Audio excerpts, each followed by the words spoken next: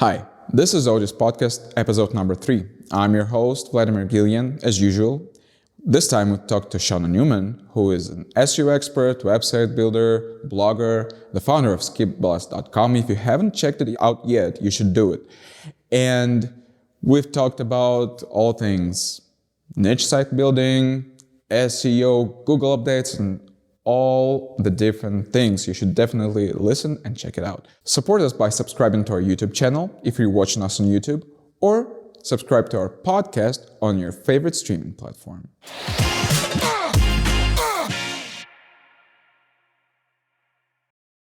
Once again, it's good to meet you. It's very nice to see you and finally have this opportunity to talk to you and discuss all things domains, niche websites, affiliate marketing, site building, and whatever else we'll run into during this conversation. Yeah, I'm super stoked to be here. I've watched the other interviews, so I'm excited. Oh, you've seen the other interviews? Yeah. Oh, that's cool. And what do you make of them? Super, like, you're asking questions that other people aren't asking, so I really like that style. Oh, that's great to hear. That's yeah, great to hear. Yeah, I'll try to do the same with you. Okay. All right, so could you please introduce yourself? I know that you're not the least known person in the community, in the industry, but still, I bet some of at least a portion of our audience will not know who you are. So could you please introduce yourself and tell a little bit about what you do? Sure. My name is Shawna Newman. I blog sporadically over at skipblast.com. I've been building sites full-time since about 2008. I started flipping those sites in 2014, and that's kind of just what I do, like, as a business model these days. Okay, so what brought you to doing SEO and building niche websites, blogging, all this kind of stuff? Well, I'm not good at taking direction and dealing with authority figures. So even though, I have my undergraduate degree and I have an MBA, I still did not like working for other people. So I was always kind of trying to do things in the background to make other income streams so that I didn't have to work for other people. And then in 2008, the economy kind of took a tank here and the rest of the world, and I was laid off. So I was getting unemployment at the time. So I was like, oh, this is a great time for me to kind of move this website stuff I've been doing to full time.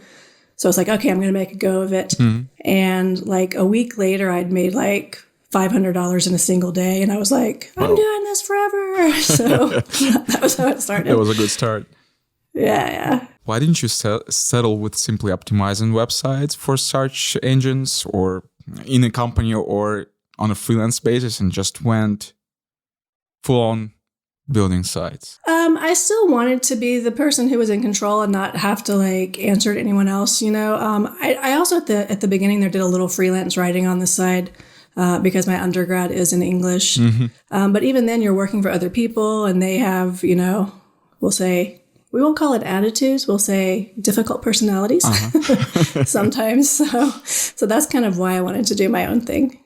Oh, that sounds very familiar to me because, yeah. Perhaps you've heard it in my interview with Emilia. I've been just doing a bunch of like working class stuff, mounting cables, installing video cameras, security cameras, and all that kind of stuff. And when the economy took a dive, this is when I started freelance writing. What do you like the most about this particular industry of niche website building and affiliate marketing in particular? I like that for the most part, not counting Google updates, are directly responsible for your success level, So basically, however hard you work, however much time you put in, those are the results you're going to get. Mm-hmm. Like I said, except for those Google updates, especially this year, that's the case. I also really like I was talking about this just yesterday with my wife. It's almost kind of like a puzzle aspect where you have to find all the pieces that fit together just right to kind of make things happen, with the exception of Google updates, because sometimes you can put all of those pieces together just right, and then you're like, why isn't this working? So, but yeah, for the most part. Speaking of Google updates, I don't remember how many updates they've had this year, but yeah, it was quite a ruckus in the industry. Yeah, for sure. I mean, the Twitter went insane sometime in late spring, I guess, after their largest May core update. May update, yes. Yeah. So how did you handle it? Well, I'm fortunate in that I've always had a fairly large portfolio, so I'm somewhat insulated whenever one of my sites gets hit.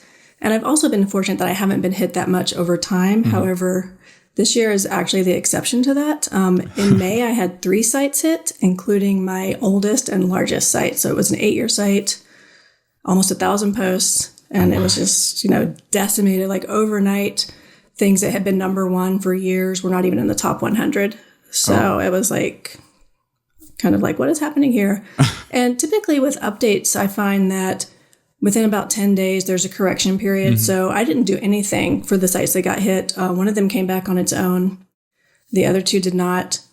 And as everyone knows, we've had like 300 updates this year, it seems. So there was another update, I think, in July. Mm-hmm. And so one of the other sites that I had that gotten hit in May recovered on its own. Mm-hmm.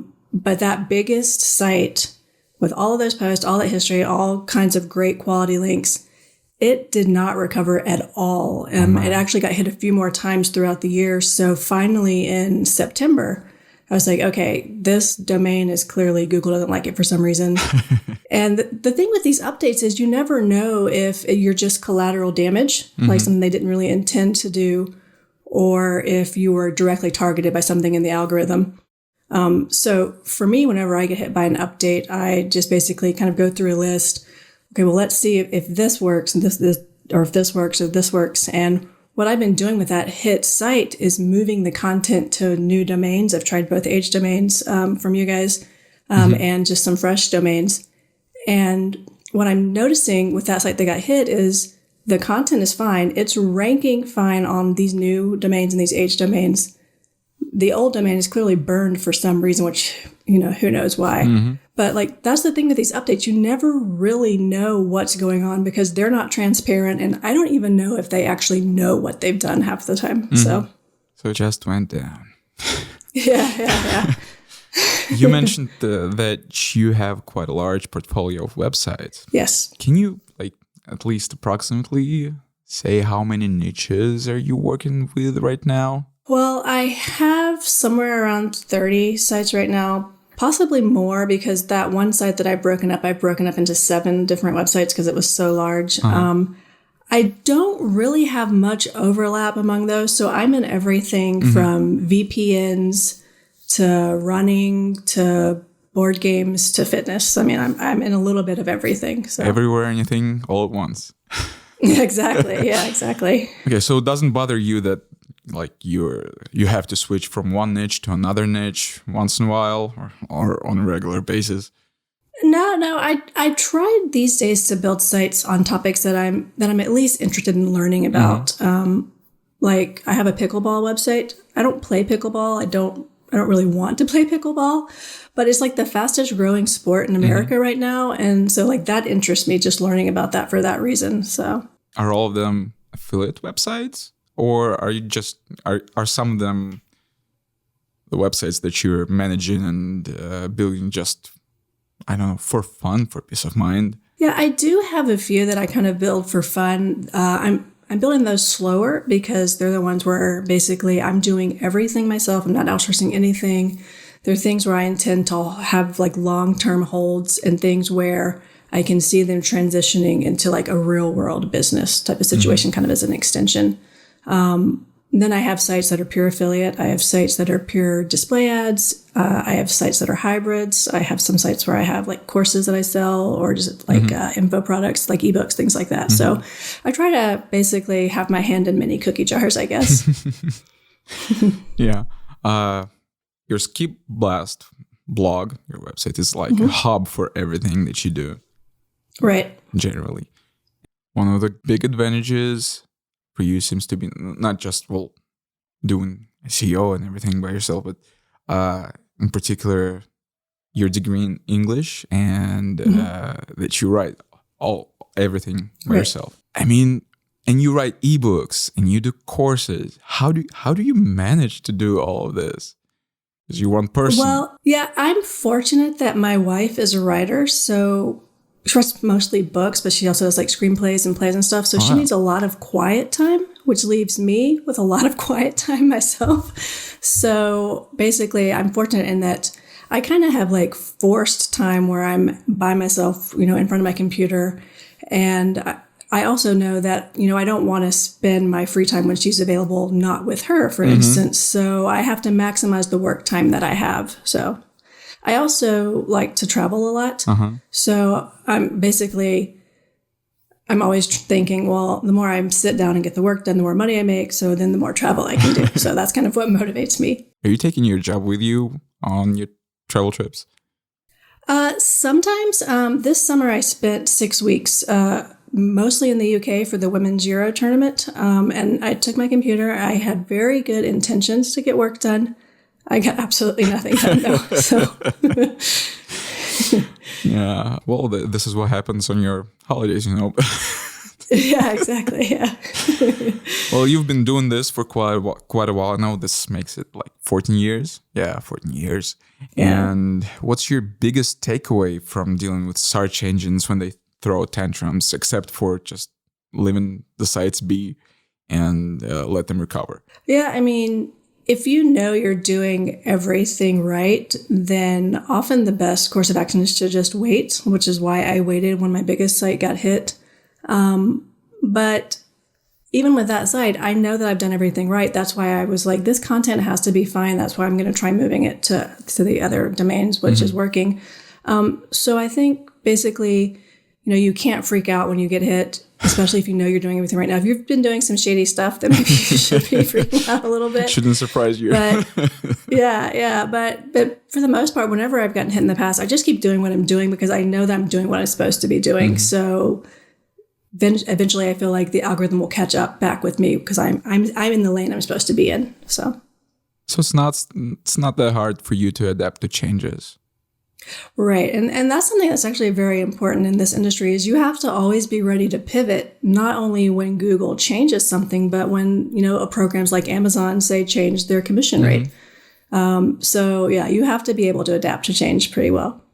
Being a part of a freelance market for quite a while, I've been freelancing since 2009 for almost 13 years. Before joining Odys, right? And yeah, it's a ruthless place to work in. Yeah, I mean, one day you have a job that like pays you everything you can ask for, and the next day you have nothing. Right. Yeah. But yeah. Anyway, you mentioned H domains a few times. Yep. When was the first time you've learned about H domains? I had a 200 plus site PBN back when PBNs were all the rage. So I guess it would be back when all of that started. So what would that have been, like 2013 maybe? Mm-hmm. So like back then I was buying things from GoDaddy auctions, NameJet, things like that. So yeah, for quite a while. Did the H domain sphere of the industry change a lot over this period from these 9 years from your own perspective? I think so, because back then when PBNs were the focus, people were basically putting up really low quality sites on those PBNs just to send the link back. Just expired sites. Yeah, exactly. And they weren't really taking care in the content they were putting up on them or anything like that. And pretty early on, I realized that I could use my PBN sites as kind of like a secondary site that ranked for the same keywords as my primary sites. So early on, I was kind of doing what I'm doing now, but just not to the same, level. I wasn't as focused on brandable domains back then. And then PBNs kind of fell out of practice with people. And then I feel like we had a few years there where nobody was using H domains, at least not publicly, for quite a while. And then you guys came on the market and a few other brands. And then people started realizing, hey, I can build actual sites on these. And I was kind of like, why haven't you been doing this all along? But yeah. And do you personally enjoy building on new domains or H domains more? I actually prefer H domains because then I don't have to do any link building, which I hate. I feel like the main problem with the H domains is the secret is out, so many people know about them. So it's getting harder and harder to find age domains that have good branding for you in the niche that you want it to be in, at least.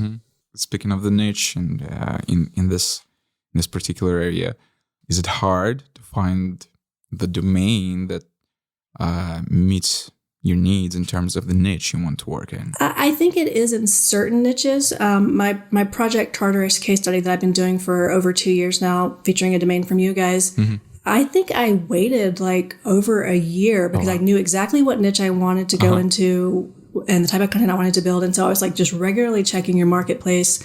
I saw a few domains come up before the one that I got. There was one I really liked, but it had more UK backlinks. And I kind of prefer to stay with sites that have more American-focused backlinks. So I kind of waited. And then finally, you guys had one that worked for me. So, yeah. And some niches, it can take a while. Let's pretend that I'm a site-building noob. Okay. which I actually am. I mean, I'm not building websites. I can tell you plenty of stuff about writing text, Right. and maybe a little bit about hosting a podcast. But let's pretend I'm a site building noob and I want to build a good website. Yeah. Okay. Where do I start? I mean, what are the steps I should take in the first row? For me, I always tell people to pick their niche first and then get the domain. Because I find a lot of people either don't realize or don't understand broad versus narrow niches, how they can branch out into shoulder niches, things like that. So that's why I like to pick the niche first, then go for the domain, then start building your content. And one of the things I like to do whenever I start a site is come up with a list of at least 100, article ideas that I'm going to go with, so that I kind of have a rough outline in my head, or maybe I write it down of what this site structure is going to look like, how it's going to start initially, how I'm going to grow it, so that I have kind of like a 3 to 5 year plan for growing my site. What you're saying is basically you have to have this a particular idea in your head first, not just I just want to build sites. I'll start learning HTML and all that kind of stuff, and start just writing code and see what comes out of it. Yeah. Okay. Yeah, I think that we often have people trying to reinvent the wheel who are like, "Oh, I'm gonna code my own WordPress theme. It's gonna be so much faster." Blah blah. And I'm like, well, 4 weeks ago I started a site, and you're still coding this theme, so that's a waste of time. So I feel like people who are new need to stick with what works, focus on the core stuff, pick your niche, get a good brandable domain, get WordPress installed. You can use a free theme like GeneratePress, and then you're off to the races with your content. So if I'm a new site builder, beginner site builder, should I start with a new domain just to try things out? Or if I have the money, should I just throw them into the H domain market and see what comes out of it?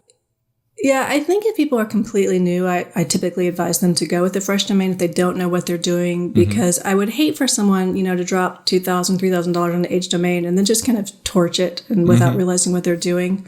I know that you guys do have some domains available that are cheaper in the Odys marketplace, and I've actually tested some of those with really good results. My Project Pepperoni case study is based on one of your really cheap domains, and it was doing pretty well until I stopped working on it, but we won't discuss that. But people, if someone is like really set on using an H domain for their very first site, I think you can do it successfully without losing a lot of money and go cheap with something like from the Odys marketplace. So, yeah. How much do the backlinks do? I think, the backlinks are the main component. And for me, they need to be super topically relevant to not only the history of that H domain, but what I'm going to build on top of that H domain. Otherwise, you're not going to get the results that you think you're going to get. How much does it help you to have like the set of the links and mentions on authority websites to setting them up and just let them do their thing instead of doing all the link building by yourself? Not in terms of the money, just in terms of time, effort, everything. Yeah, it's not only a huge time saver, but a lot of times these H domains, like on the Odys marketplace, they have links that I can't go out and buy. I can't go out and, cold outreach someone and get those links. So not only are those links valuable, they are invaluable, because nobody can buy them. The only way to buy them are to buy these aged domains. And that is the secret that's gotten out that I alluded to earlier is people who have the money to spend know how to get ahead of everyone else in this game by looking for those types of links on those aged domains. Yeah, but it's not just the money that you have to put in. It's you have to understand what you're doing, right? Right. Yes. That we provide consultations or strategy calls, right. to our members, and some of the members clearly understand what they have to do, and some of them perhaps on the more on the beginner side, maybe not. Right. Maybe they're entrepreneurs and they just want to work in this area, but still, like they need serious assistance from our part. Right. Yeah. So you still have to have this understanding what you can and should do with these backlinks, right? Whether you should like use them to build out a new website or whether you should just do 301 redirects. Right. And how to do those 301s, properly so that you actually get the benefit from them, right? Yeah. Do you personally do a lot of 301 redirects? Yeah, I do. I do them on purpose, like the right way. And then sometimes I just kind of YOLO it and just see what happens. And that's usually when I get an email from someone at Odys support asking me what I'm doing, basically. But so I test it both the way you're supposed to and other random ways just to see what'll happen. So. Okay. You're one of the experts on our expert picks roster. Yes. And we're extremely grateful for your participation in this initiative because, it provides a greater perspective to all of our members and even to us. Right. Well, because, when you have, when you work in the industry, when you just have this particular opinion and perspective, it's a good thing, but multiple opinions is always a better thing to have. Right. And of course, it's a huge benefit for our members. So speaking of expert picks and speaking of the blueprints that you write for this initiative on a monthly basis, how do you understand what an aged domain is good for when developing a growth blueprint? I basically base it on what I would do with those domains. And as a sidebar, that's kind of problematic for me doing these expert picks because I see so many domains and I'm like, oh man, why am I writing this up for the Odys blog when I could do this myself? But that's basically the approach that I take is this a domain that I would buy for my portfolio? What would I do with it before I would sell the site on this that I would build on this domain? And that's how I write it. Mm-hmm. It's always interesting though, whenever I share these on social media, is I see some other people saying, well, here's what I would have done with this. Mm-hmm. And that's actually really beneficial for me because it's like helps me think outside the box as I'm writing future growth plans on those expert picks for you guys. So it's super valuable. I think it would actually be valuable, and I don't know if anyone's taking notes at Odys, if some of us could do our analysis on the same domains, because that would be really interesting to get competing opinions of those of us who are, well entrenched in site building on aged domains. So that's a very, very nice idea. I think we should take notice of this. Yeah. It doesn't have to be an all the time thing, but it would still be interesting every now and again to see. Yeah. Maybe we could do this for some special occasion, maybe for Christmas or New Year's Eve. Whoa. I think I'll raise this question on Monday. I'll try to not forget. Yeah, there you go. Yeah. But like when I read the other experts, it gives me new ideas for how I'm working on my own site. So I think it's, even if it's not implemented like that, the way you guys do it is super valuable even for me. So the thing about like doing the analysis on the same domain by several different experts brought me to thought a question Okay. that I wasn't planning to ask, but still, I think it's a very interesting thing to ask. How much of an interaction do you have between each other? I mean, site builders, SEO experts, domainers, and all those kinds of things. For me, I have some people that I talk to regularly in a Facebook chat who are site builders. Through Skip Blast, I have random site builders who I interact with by email regularly. Some of those people, we have sites in the same niche, so we kind of bounce ideas off of each other. We do link exchanges, which is very beneficial. And then I know Mushfiq, who is also a friend of Odys and who does expert picks. We sometimes exchange emails as well. So I feel like there are probably pockets of people within the industry that we interact with on a regular basis. So, is there a competitive mood in your pockets, or is it more like a friendly atmosphere?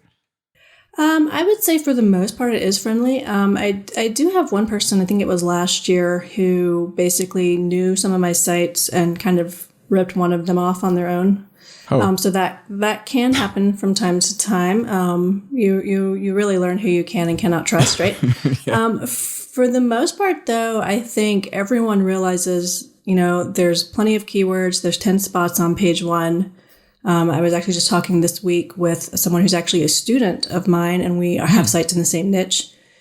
And we were doing a link exchange, and he was like, "Hey, the way I see it, why not, each of us be number 1 and number 2 for all these keywords?" And that's really, I think, the kind of attitude that you get most of the time in these pockets of SEOs who are building sites. So you're basically helping each other whenever the opportunity arises.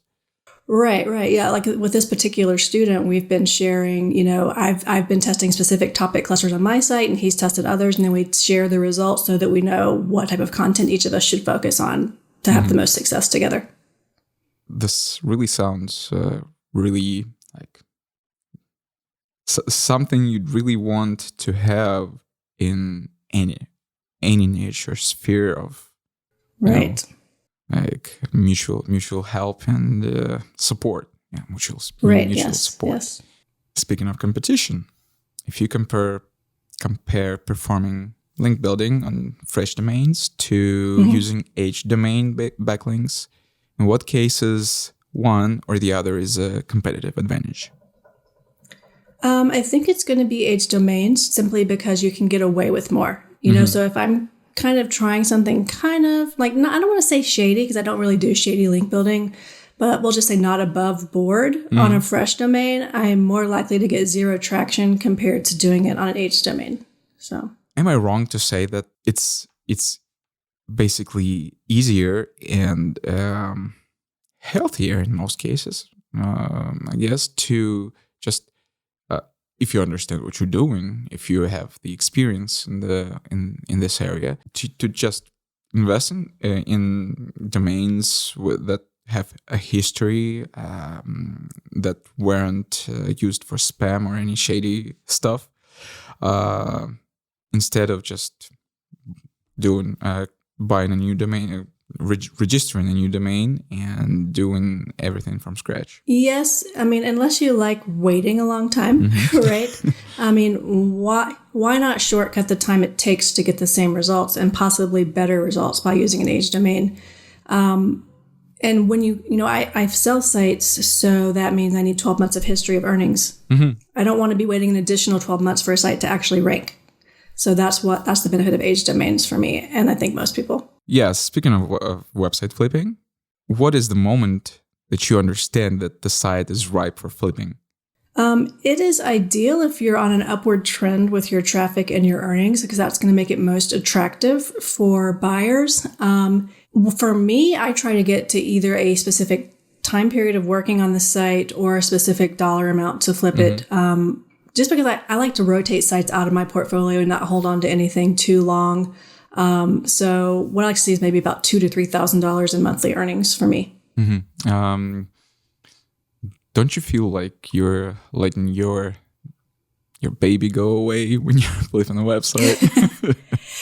For the most part, I don't have that problem. I had a gaming site that focused on board games that I sold back in 2019 that I had intended initially to hold for the long term. And then the guy who bought it ended up putting a bunch of like payday loan stuff on it.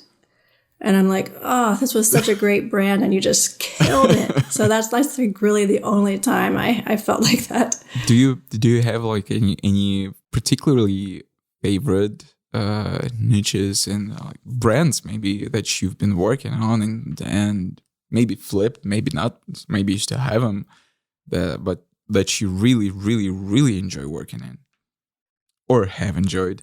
I did really enjoy the board game site. I've since started another one as soon as I had a 3-year non-compete. So as soon as that ran out, I started another one. I really like that because I play board games in real life. So that's nice. Something where, I can take my own pictures, things like that. I spent several years early on in the paddleboard niche when it was first getting started. I think I sold like 3 or 4 sites in a row that were all in that niche. But yeah, I would have to say that maybe the board gaming was probably my favorite. What board games are your favorite? Lately I've been playing a lot of Ticket to Ride, and Splendor and Carcassonne. I don't like those overly complicated board games like, what is it? Like Small Wonder, things like that. Like where you have like a million cards and things like that. Yeah. Yeah, pretty much anything I'll play though. What do you consider your biggest website flip? I've sold a few that were low 6 figures. One was the board game site. The other one was like a home DIY type site. For the niches, though, it would definitely be the paddleboard site. Like I said, each of those sites that I sold was around $50,000 per flip. So yeah, sounds really encouraging. For those of you out there who are thinking of website flipping, do your hard work. Yeah, right. Your Yeah, websites. and early on, I'd try to sell at lower monthly averages, but yeah. Yeah, well, getting back to the many things that you do, like ebooks and strategy calls and blogging, what is your favorite thing to do apart from like the main course? For revenue streams, is that what you were asking? In general, could be for revenue streams, could be for just your enjoyment. That's a tough question.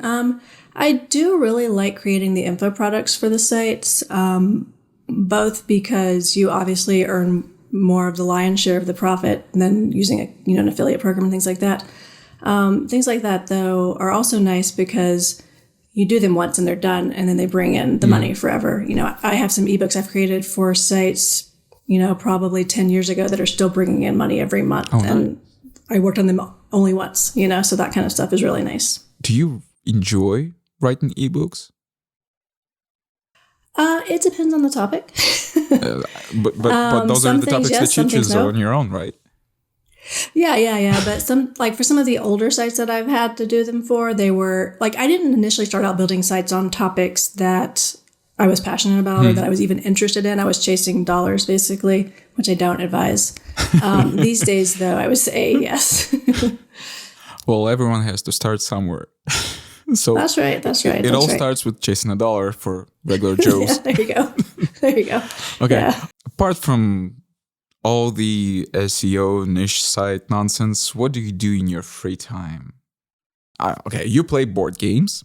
I do. You spend time with your wife. Okay, what are the other things that Shawna Newman is doing on her free time? Well, I am fortunate that I live near a great place to go hiking here in Vegas, Red Rock Canyon. So I do that as often as I can. Mm-hmm. I read also in my spare time. I already talked about travel. Mm-hmm. I guess that's probably the main things I can think of. Yeah. Cool. What are the favorite places that you've traveled to? I'm a big fan of Scotland, Edinburgh specifically, that area. Istanbul is also one of my favorite cities. And Spain, I spent a lot of time like down in Malaga, Barcelona, Valencia, places like that. So, how many countries have you traveled to in general? Like, have you traveled a lot around the world, or? Yeah, I did. We did a round the world trip in 2014 and 2015. So I will say I've not been to South America.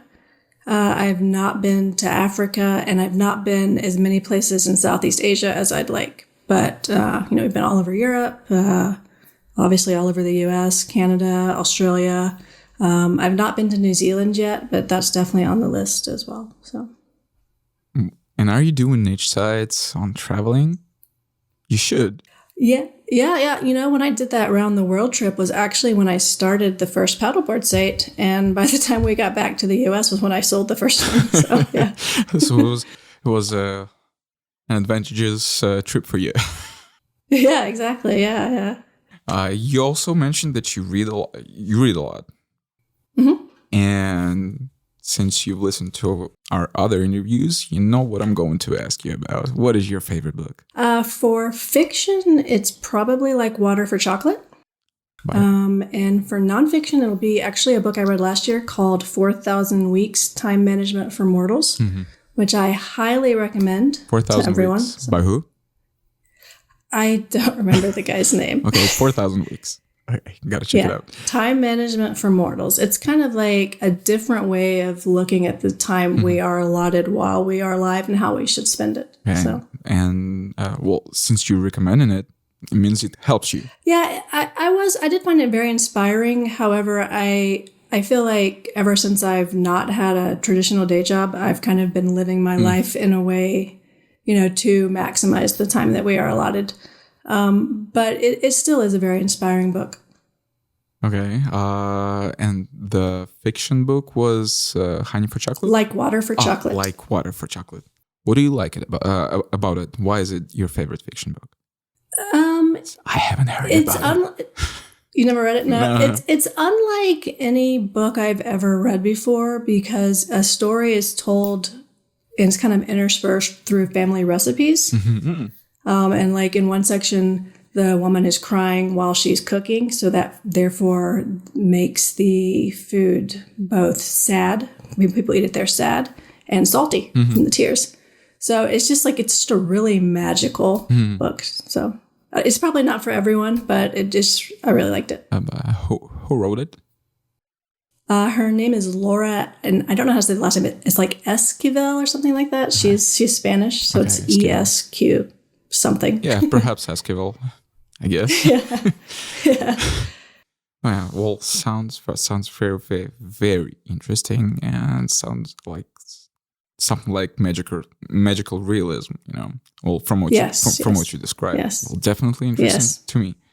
I love magical realism. I love Marquez. Gabriel Garcia, and Julio Cortázar, and all those Latin American guys. What do you like in particular about this genre? I am also a big fan of fantasy books, so it's kind of got aspects of that where it's got this escapism type of situation of things that you're not actually going to be eating food that someone cried while making and get sad, but it's such an interesting. I don't know, the kind of imagery that you get from it, I guess. Fantasy books. And what fantasy books do you love? In the past year or so, I've read The Jasmine Throne and The Priory of the Orange Tree. I really enjoyed those. I also read the first of the Locke Lamora books, which is an older fantasy series. I believe the title, The Lies of Locke Lamora, is what it's called. So actually I saw Gregory from Empire Flippers talking about that book, which was actually why I read that one. So it was pretty good. So it's more like more in the what is it called? Heroic fantasy side? Yeah, that one is. I read a lot of sword and sorcery type fantasy books too. I guess I'm kind of all over the place with that, but yeah. You ever read Joe Abercrombie? No, but I am that's on my list. But so yeah. You should. I mean, it's dark and gritty, but it's spectacular. He is spectacular. I've read 6 of his books. The first 3 were the First Law trilogy, and the next 3 were the single installment books in the same continuity. That were continuing the story, but weren't a trilogy.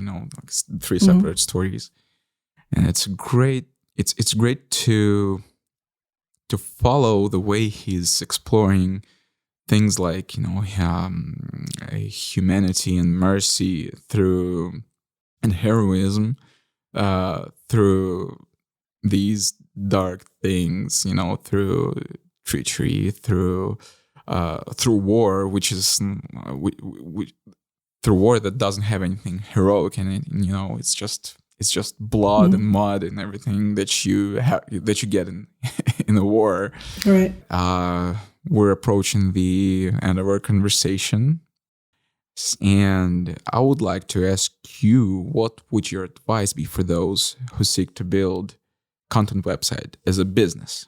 I don't think people are going to like the answer because it's not sexy, which is you just have to stick to the basics and do them repeatedly because it's a compounding effect. Good content, brandable domain, good links, or an H domain that already has those links. Just do that over and over and over and over, and that snowball's just going to turn into an avalanche, and you're gonna have it. This really sounds like another version of what Amelia Gardner was saying in our previous interview, that you just have to grind it out till it works. Just pick one thing and keep doing it. Focus on it until you master that, and then move on to the next thing. Yep. People like to think there's shortcuts, and I think really the only shortcut are H domains. And I mean, I don't really consider that a shortcut. It just kind of saves me from having to do link building separately. But yeah, there's not really any shortcuts that will last. That is. Thanks for your props to us. I don't have anything much to ask you about. It was a very, very interesting and enjoyable conversation with you, Shawna. It was nice to meet you. You too, yeah. And I hope that after some period, we'll have another conversation that will, during which we'll tackle more questions, more sides of site building and SEO business, niche site business, and affiliate marketing. So thank you. Thank you. And if you read that 4,000 Weeks book, you'll have to let me know what you think. So everyone, read 4,000 Weeks. But you'll have to figure out the author first. Yeah, sorry. It's all right. Thank you.